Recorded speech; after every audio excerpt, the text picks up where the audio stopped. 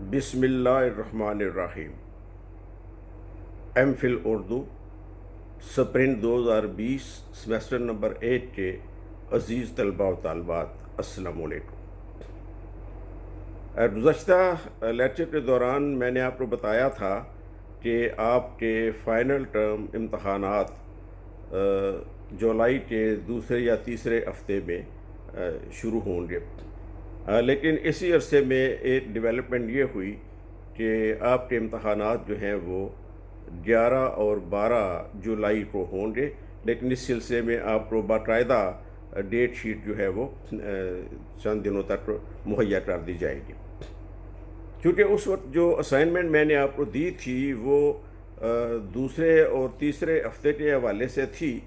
اب چونکہ آپ کے امتحانات جو ہیں وہ جلدی منعقد ہو رہے ہیں، یعنی 11-12 جولائی کو، لہذا میری آپ سے گزارش یہ ہے کہ جو اسائنمنٹ آپ کو دی گئی تھی کوشش کیجئے کہ وہ آپ کے فائنل امتحان شروع ہونے سے پہلے مجھ تک پہنچ جائے۔ آپ اپنی اسائنمنٹ مجھے ای میل کرنا چاہیں ای میل کر سکتے ہیں، واٹس ایپ کرنا چاہیں واٹس ایپ کر سکتے ہیں۔ آپ کا بہت شکریہ۔ گزشتہ لیکچر کے دوران میں ہم نے داستان اور ناول کے فرق کو واضح کیا تھا اور یہ جانا تھا کہ وہ کون سی باتیں ہیں اور وہ کون سے عناصر ہیں جو ناول میں بھی پائے جاتے ہیں، داستان میں بھی پائے جاتے ہیں، اور کن کن حوالوں سے ان کے اندر کچھ قدر مشترک ہے اور کہاں پہ ان کے یہاں اختلاف ہے۔ آج ہم دیکھیں گے کہ ناول بذات خود ہے کیا، ناول کی تعریف کیا ہے اور اسے کس طرح سمجھنا چاہیے۔ ناول کا تنقیدی جائزہ لینا ہو تو اس کے لیے ہمیں کون سی باتوں کو، کون سے امور کو اپنے پیش نظر رکھنا چاہیے۔ عزیز طلبہ، ناول کی تعریف کے حوالے سے میرا گمان یہ ہے کہ آپ اس سے پہلے کافی کچھ پڑھ چکے ہیں اور آپ اس کی جو ابتدائی تعریف ہے وہ یقیناً آپ اس سے واقف ہوں گے۔ جیسا کہ آپ جانتے ہیں کہ ناول جو ہے یہ لاطینی زبان کا لفظ ہے۔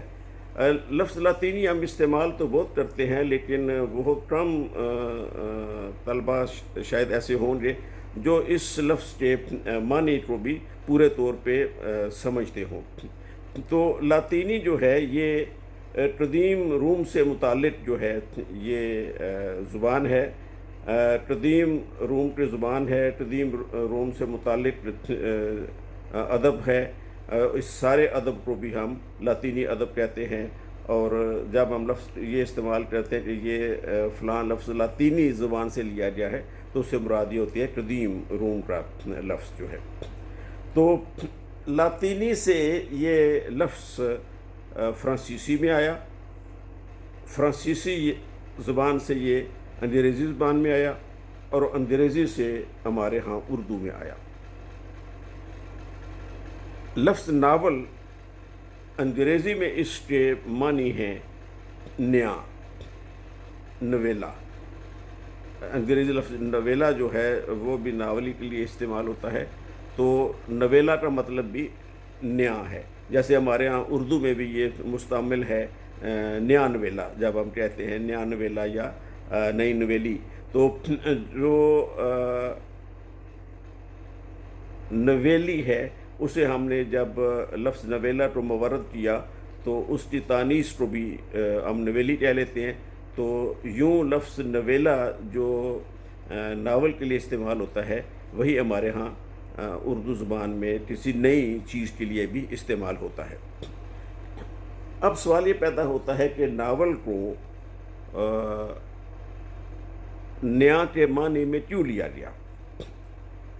اس کی وجہ یہ ہے کہ یورپ میں ناول سے پہلے رومانوں کا بہت رواج تھا، جن میں رومان سے مراد ایسی کہانیاں یا ایسے قصے اور داستانیں جن میں مافوق الفطرت عناصر جو ہیں وہ بہت زیادہ ہوتے تھے، بھوت پریت، جن، چڑیلیں، دیو اور طلسمات سے جڑے ہوئے دیگر عناصر۔ تو یہ جتنی بھی چیزیں تھیں یہ کسی نہ کسی حوالے سے یہ مافوق الفطرت عناصر جو ہیں، یہ خیر و شر، حسن و عشق، نیکی اور بدی کے حوالے سے کہانیوں جو ہیں وہ ان کے گرد گھومتی تھیں. تو لیکن ان میں حقیقی زندگی کا کوئی زیادہ سراغ ہمیں نہیں ملتا. لیکن جیسا کہ آپ جانتے ہیں کہ انسانی زندگی ہمیشہ نت نئی چیزوں کی متلاشی رہتی ہے، نت نئی چیزوں کی تلاش میں رہتی ہے. انسانی زندگی ہمہ وقت خوب سے خوب تر، بہتر سے بہتر اور نئی سے نئی چیز کی جستجو میں رہتی ہے. تو یہ جو تلاش اور جستجو کا عمل ہے، اس کا ایک نتیجہ یہ ہوا کہ لاشعوری طور پر بھی انسان جو ہے وہ مافوق الفطرت عناصر اور مافوق الفطرت قصوں سے اب تھوڑا سا وہ مفر کرنے لگا. اس کے علاوہ یہ بھی ہوا کہ وقت کے ساتھ ساتھ جو مسائل حیات ہیں وہ بھی تبدیل ہونا شروع ہو گئے. زندگی کے مسائل کی نوعیت، زندگی کی پیچیدگیوں کی نوعیت، یہ بھی رفتہ رفتہ تبدیل ہونا شروع ہو گئی. تو جیسے ہی ہمارے مسائل زندگی، ہمارے معاملات زندگی اور زندگی کی پیچیدگیاں تبدیل ہونا شروع ہوئیں، تو اس کے ساتھ ہی ساتھ جو ذوق حیات تھا، زندگی گزارنے کا جو طریقہ تھا، زندگی گزارنے کا جو سلیقہ تھا، اور زندگی کے ساتھ ہماری جو وابستگی تھی، اس کی نوعیت بھی تبدیل ہونا شروع ہو گئی. تو جب یہ زندگی کے ان مسائل اور ان کی نوعیت تبدیل ہوئی، تو اس کے نتیجے میں کیا ہوا کہ یہ جو رومانوی قصے تھے، یہ جو داستانی قصے تھے، ان میں بھی کہیں کہیں تراش خراش ہونے لگی، ان میں بھی کہیں کہیں ایک تبدیلی کا عمل رونما ہونے لگا. اور رفتہ رفتہ زندگی تخیلاتی ماحول سے نکل کے، تخیلاتی دنیا سے نکل کے حقیقی دنیا کی طرف رجوع کرنے لگی. ہمارا تخیل جو ہے وہ مافوق الفطرت عناصر سے قدرے دور ہونے لگا اور حقیقی زندگی کے نزدیک ہونے لگا. یوں تحریر میں، قصہ گوئی میں، کہانی کہنے میں نہایت آہستگی سے، نہایت خاموشی سے حقیقت کا عنصر شامل ہو گیا. اب جب یہ حقیقت کا عنصر اس میں شامل ہوا تو یہ صرف ایک شعبہ ہے زندگی ہی میں داخل نہیں ہوا، بلکہ یہ کم و بیش زندگی کے تمام شعبوں میں ہم دیکھتے ہیں کہ تبدیلی کا عمل رونما ہوا. تہذیب کا ڈھانچہ تبدیل ہونے لگا، ثقافت کا ڈھانچہ تبدیل ہونے لگا. ہمارے روزمرہ زندگی کے امور جو ہیں وہ بھی اس کے ساتھ ساتھ تبدیل ہونا شروع ہوئے، جس سے مجموعی طور پہ زندگی کی اقدار جو ہیں وہ بھی تبدیل ہونا شروع ہو گئی. تو قصے کہانیوں، رومانوں اور داستانوں کے برعکس جب کہانی میں زندگی اپنی پوری سچائیوں، پوری صداقتوں، پوری توانائیوں کے ساتھ شامل ہوئی، تحریر میں ایک ریئلزم پیدا ہوا. زندگی، کہانی مافوق الفطرت عناصر کو بہت پیچھے چھوڑ کے جب آگے کی طرف رواں ہوئی، تو وہاں سے ایک نئی اور مختلف تحریر ہمارے سامنے آئی، ان تحریروں کے مقابلے میں جسے ناول کہا گیا. ناول کے اگر ہم جامع اور واضح دو ٹوٹ قسم کی تعریف کرنا چاہیں تو وہ شاید ممکن نہیں ہے، لیکن مختلف نقادوں نے، مختلف اصطلاحات کے ماہرین نے ناول کی جو مختلف تعریفیں کی ہیں ہم ایک نظر اس پہ ڈالتے ہیں۔ اس میں سب سے پہلے تو میں اسی کتاب کا حوالہ دوں گا جو اس سے پیشتر بھی میں آپ کو جس کتاب کے بارے میں بتا چکا ہوں وہ ہے ڈاکٹر سہیل احمد خان اور محمد سلیم الرحمان کی کتاب منتخب ادبی اصطلاحات۔ آپ اس کتاب سے واقف ہیں، یہ اسی لیکچر کے دوران 2-3 مرتبہ آپ کی نظروں سے گزری ہے۔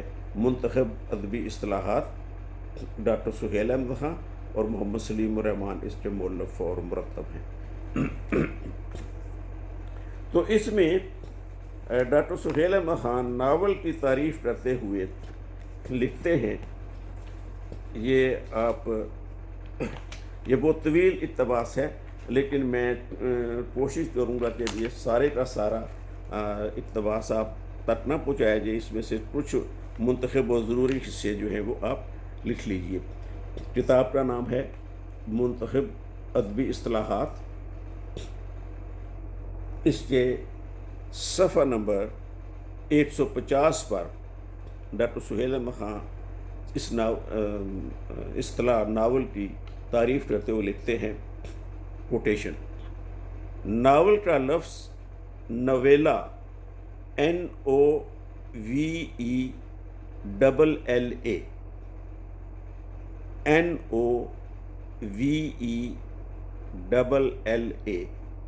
کی بدلی ہوئی شکل ہے۔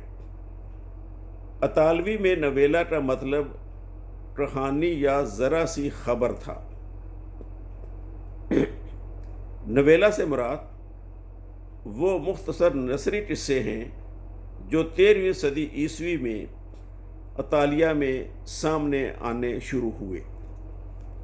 شاید ان کو جدت سمجھا گیا ہو، اس لیے یہ نام دیا گیا۔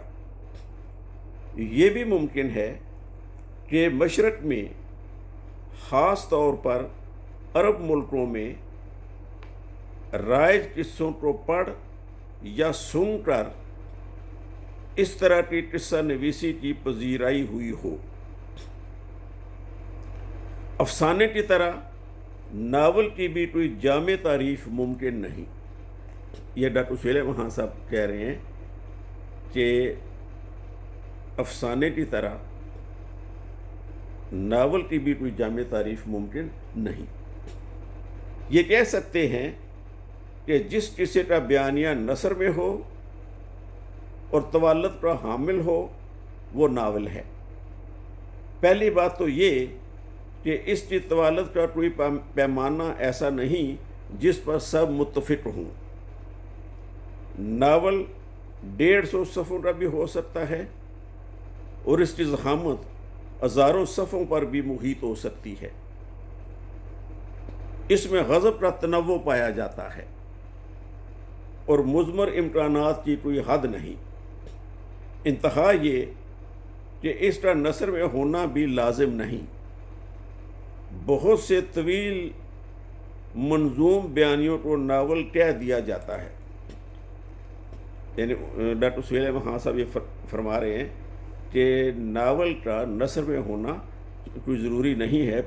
بعض طویل منظوم قصوں کو بھی ناول کا نام دیا گیا، اور یہ وہ بالکل درست کہہ رہے ہیں، اس لیے کہ ہمارے سامنے عمر، چاثر اور پشتن کے ناولوں کی مثالیں موجود ہیں کہ ان کے طویل منظوم قصے جو ہیں ان کی کہانی ناول کی نوعیت کی ہے، اور اسے انگریزی ادب میں ناول ہی کا درجہ دیا جاتا ہے، حالانکہ وہ منظوم ہے۔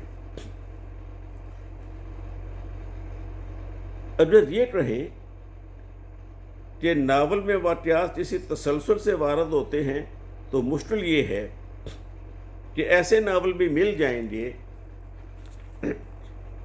جن میں واقعہ نام کی کوئی چیز موجود ہی نہیں۔ اگر کہیں کہ ناول کرداروں کے ٹکراؤ سے وجود میں آتا ہے تو شعور کی رو کی تکنیک اپنانے والے ناول میں شاید ایک ہی کردار ملے۔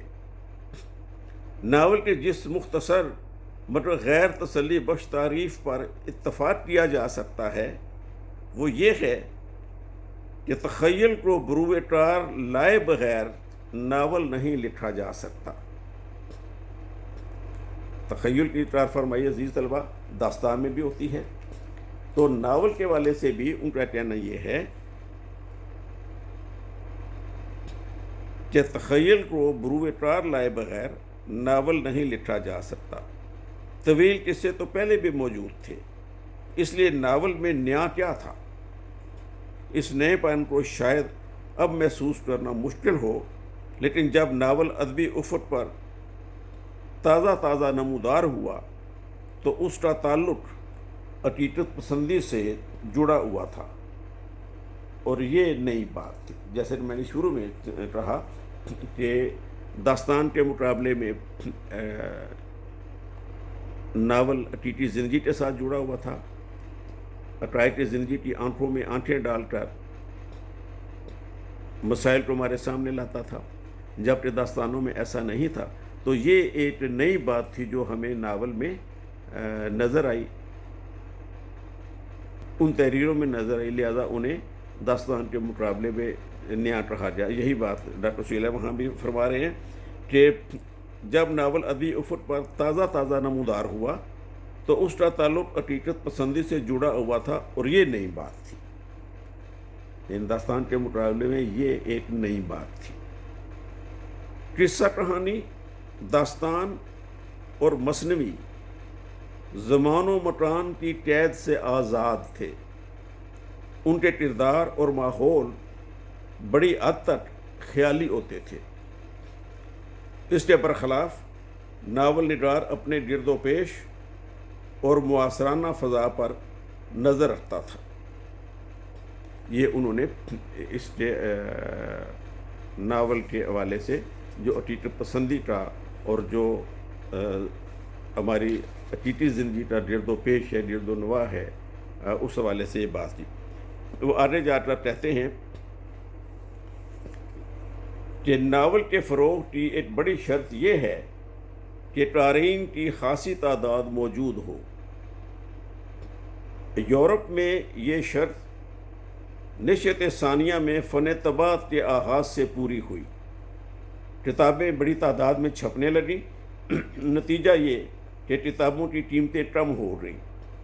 17ویں صدی سے ناول کی ترقی کی ابتدا ہوئی اور 18ویں صدی میں اسے غیر متزلزل ادبی مقام حاصل ہو گیا۔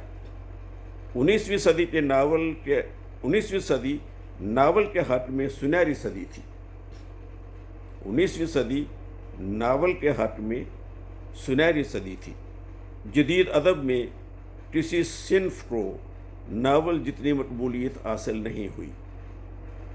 موجودہ دور میں ناول کا تنوع حیرت ناک ہے، ہر قسم کا ناول پڑھنے کو مل سکتا ہے۔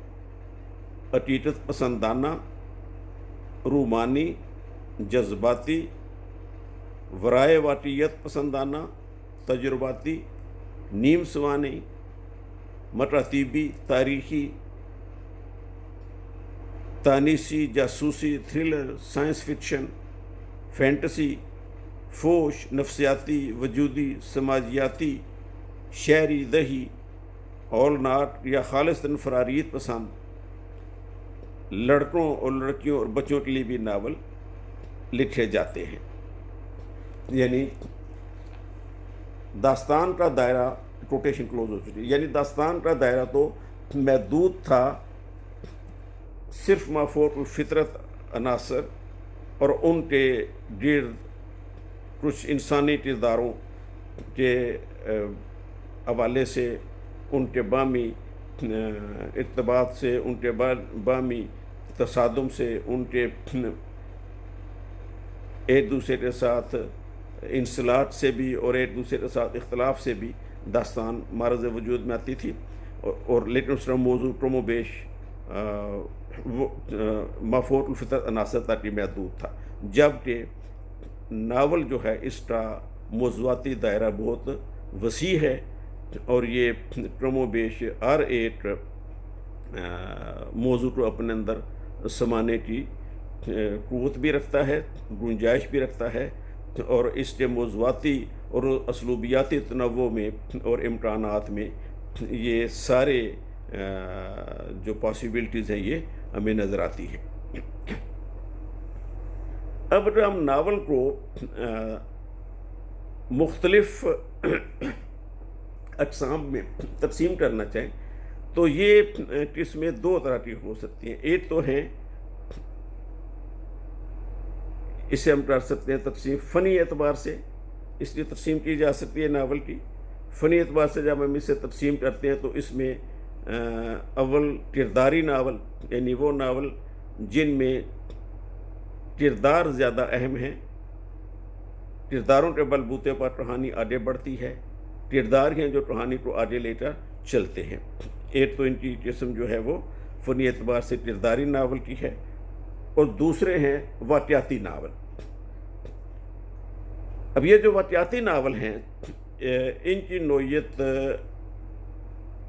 جیسے داستانوں میں ہوتی ہے کہ واقعات کرداروں کو آگے لے کے چلتے ہیں، تو واقعاتی ناولوں میں بھی واقعات کی اہمیت جو ہے وہ کرداروں سے قدرے زیادہ ہوتی ہے، اور واقعات جو ہیں وہ کہانی کا رخ موڑتے ہیں، اور واقعات ہی کرداروں کو اپنے ساتھ ساتھ لیے چلتے ہیں۔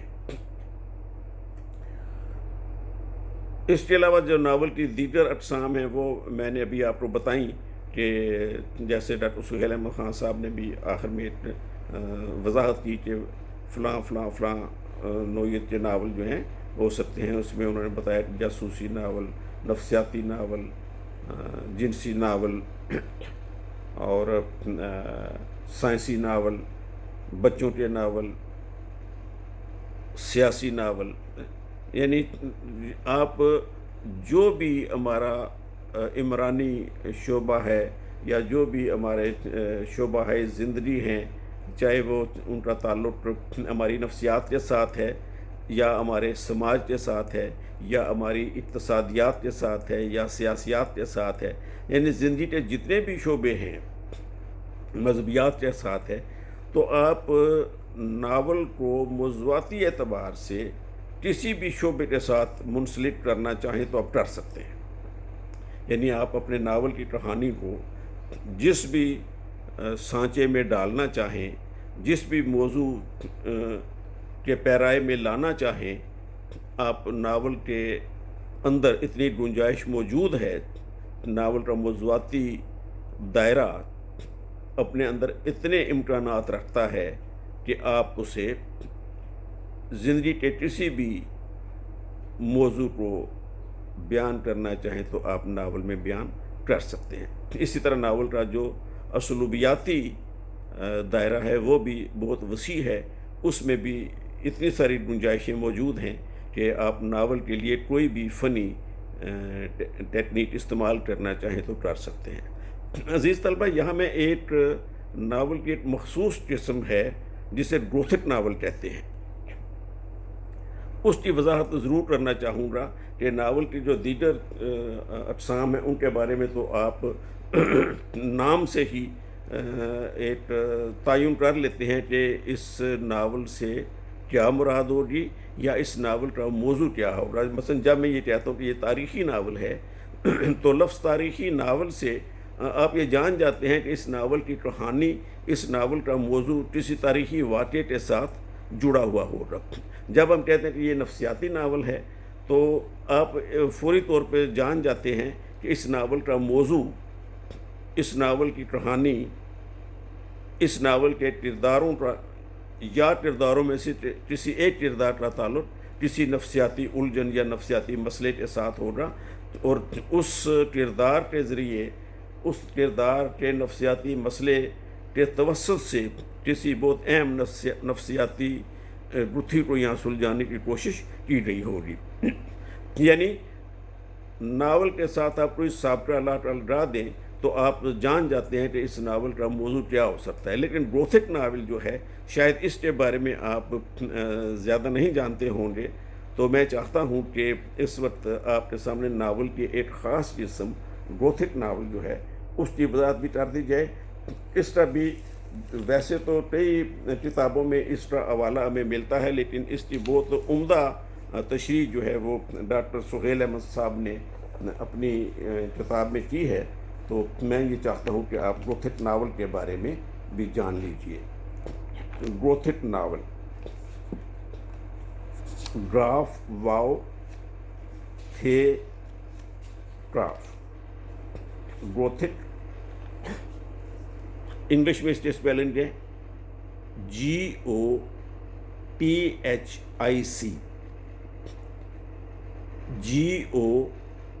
GOTHIC Gothic novel. Gothic novel, گراف واو تھے ٹراف، تھے کے نیچے زیر گوتھک، اور انگلش میں GOTHIC گوتھک. ایک خاص، یہ کوٹیشن ہے، ایک خاص قسم کے قصے جنہیں 18ویں صدی کے نصف آخر سے 19ویں صدی کے پہلے 30-40 برسوں تک بہت مقبولیت حاصل رہی، انہیں گوتھک ناول کہا جاتا ہے.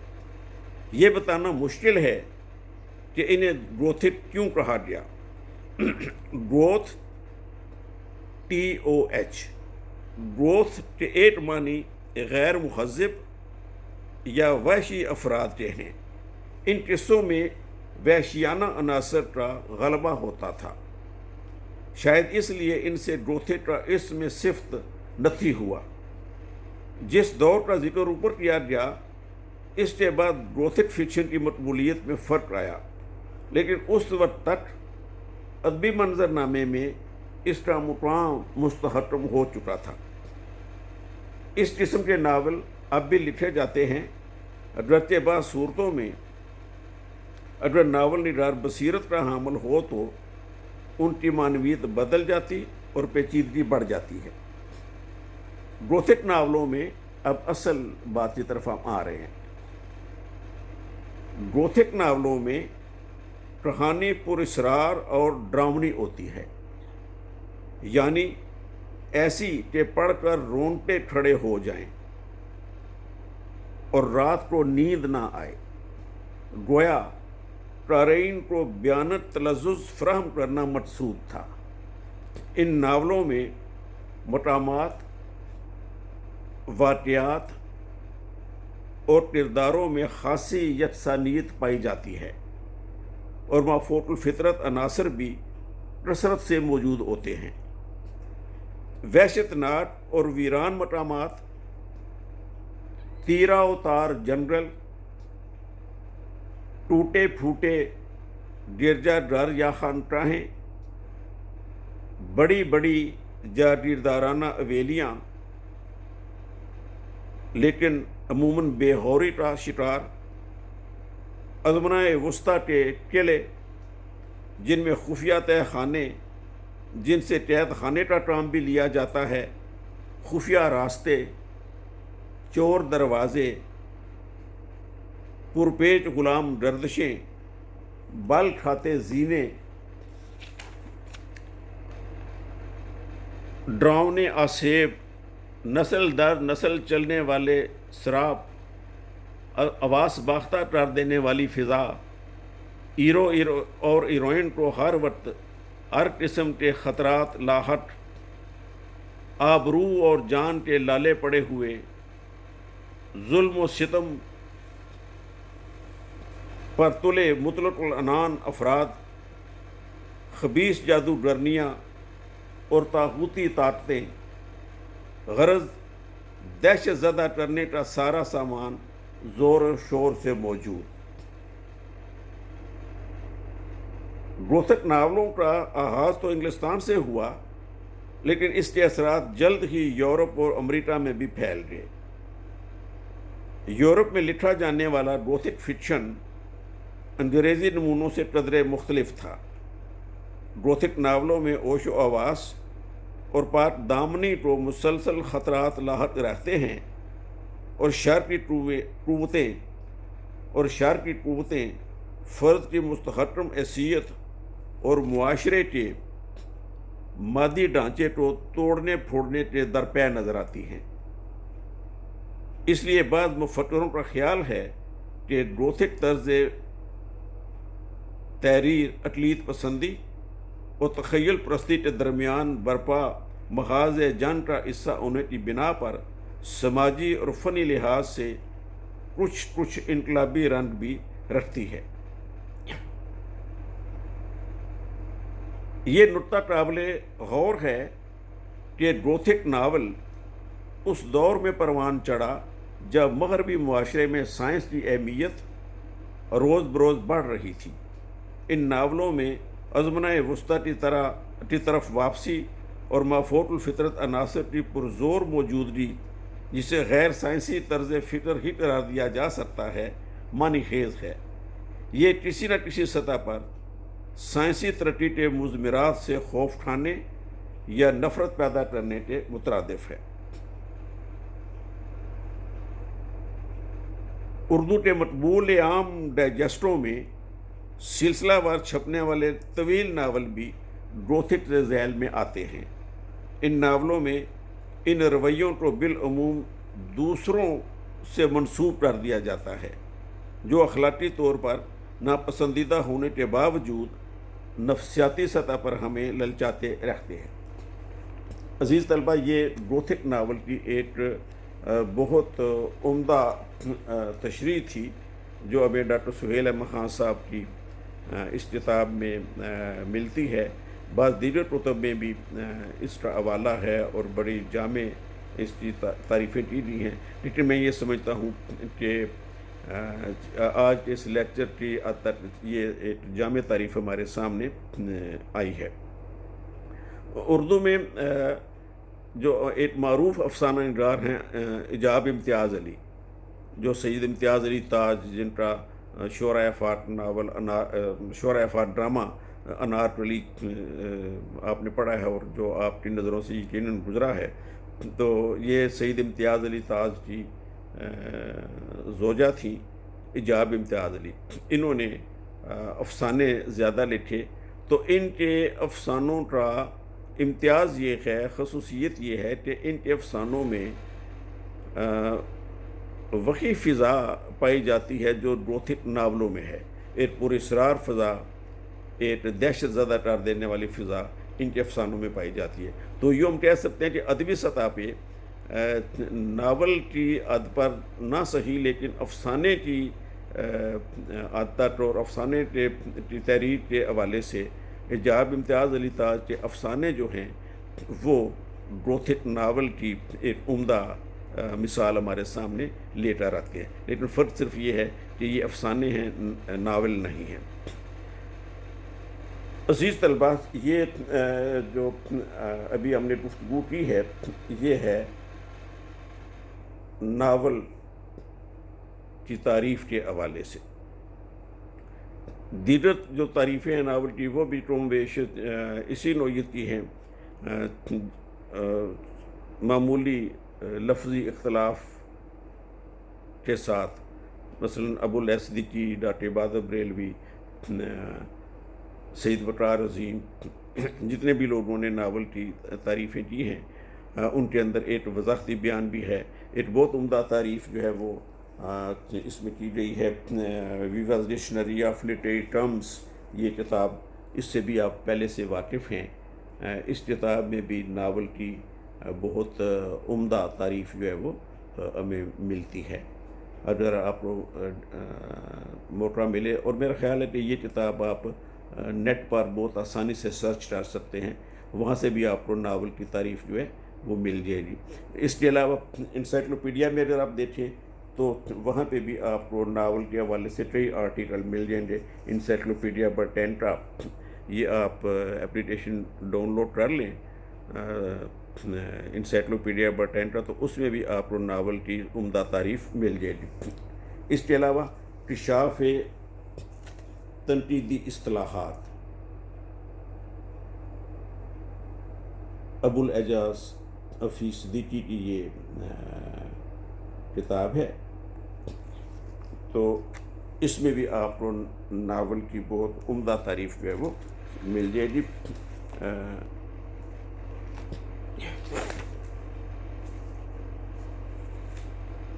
ہاں جی، یہ مثلاً وہ یہ کہتے ہیں، آپ لکھنا چاہیں تو لکھ لیجئے، کہ وہی آغاز تو انہوں نے بھی ایسے ہی کیا کہ ناول کی تعریف جو ہے وہ تقریباً ناممکن ہے۔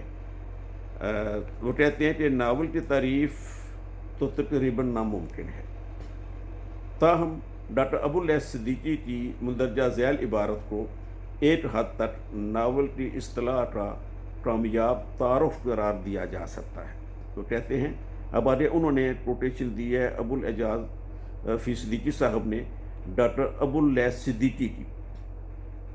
ناول سے مراد سادہ زبان میں ایسی کہانی ہے جس میں انسانی زندگی کے معمولی واقعات اور روزانہ پیش آنے والے معاملات کو اس انداز میں بیان کیا جائے کہ پڑھنے والے کو اس میں دلچسپی پیدا ہو۔ یہ دلچسپی پلاٹ، منظر نگاری، کردار نگاری اور مکالمہ نگاری سے پیدا کی جاتی ہے، اور یہی ناول کے بنیادی عناصر ہیں۔ ان میں پلاٹ اور کردار نگاری خاص طور پر اہم ہے۔ مراد یہ کہ یہ جتنی بھی تعریفیں ہیں ان میں لفظوں کے اعتبار سے کچھ اختلاف ہو سکتا ہے، اپنے مفہوم میں یہ کم و بیش ایک ہی بات کی وضاحت ہمارے سامنے لے کر آتی ہے۔ تو آئندہ لیکچر میں ہم جو ناول کے عناصر ترکیبی ہیں ان کے بارے میں کچھ سمجھنے کی کوشش کریں گے، اور اس بات کو ہم جانیں گے کہ ناول کے عناصر ترکیبی کیا ہیں، ناول کن اجزاء سے مرتب ہو کر ایک پر اثر تحریر کی صورت میں ہمارے سامنے آتا ہے، اور ناول کا تنقیدی یا تحقیقی جائزہ لینا ہو تو اس کے لیے ہمیں کون سا طریقہ کار اختیار کرنا چاہیے۔ یہ تو بات ہو رہی ہمارے لیکچر کی حد تک۔ اب ایک بات جو بالکل شروع میں نے کی، اب اختتام اسی پر کرتا ہوں کہ جیسا کہ آپ کے فائنل ٹرم امتحانات ہیں وہ 11-12 جولائی سے ہوں گے۔ عزیز طلبہ، ایک تو آپ نے اپنے فائنل ٹرم امتحانات سے پہلے اپنے تمام تر واجبات ادا کر دینے ہیں، کیونکہ آپ کے واجبات ادا ہوں گے تو آپ کا فائنل ٹرم امتحان لیا جائے گا اور آپ کا نتیجہ ڈکلیئر کیا جائے گا۔ دوسرا یہ کہ مجھے خوشی ہوئی کہ آپ میں سے بیشتر سے مراد کہ تقریباً 90-95% طلبہ نے مڈ ٹرم پیپر بہت اچھے دیے، اور اس میں مجھے اس بات کا احساس ہوا کہ تمام تر نامساعد حالات کے باوجود آپ نے جس حد تک بات کو سمجھ سکتے تھے، اپنے طور پہ جتنی ریسرچ کر سکتے تھے آپ نے وہ کی، لیکن بعض طلبہ جو ہیں ان کی طرف سے کچھ مجھے ایک بے نیازی اور لاپرواہی بھی نظر آئی۔ تو میری کوشش یہ ہے کہ اب کی بار جو ہے آپ لوگ جو ہیں وہ پیپر اٹیمپٹ کرتے ہوئے کچھ محنت کریں گے، اور یہ میری خواہش بھی ہے اور آپ سے میری درخواست بھی ہے کہ آپ ان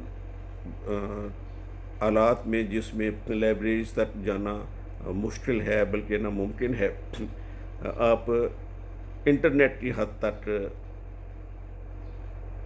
انسائکلوپیڈیاز کی حد تک، ای بکس کی حد تک جتنی بھی کھوج لگا سکتے ہیں، اپنے طور پہ جو بھی چیز اضافہ کر سکتے ہیں اس لیکچر میں، میرے لیکچر میں بھی اور دیگر اساتذہ کے لیکچرز میں بھی، آپ اپنے تئیں جتنا اضافہ کر سکتے ہیں وہ کرنے کی کوشش کیجیے تاکہ آپ کے فائنل کے رزلٹ جو ہیں وہ بہتر سے بہتر آئیں۔ اپنے اہل خانہ کا بہت دھیان رکھیے گا۔ السلام علیکم۔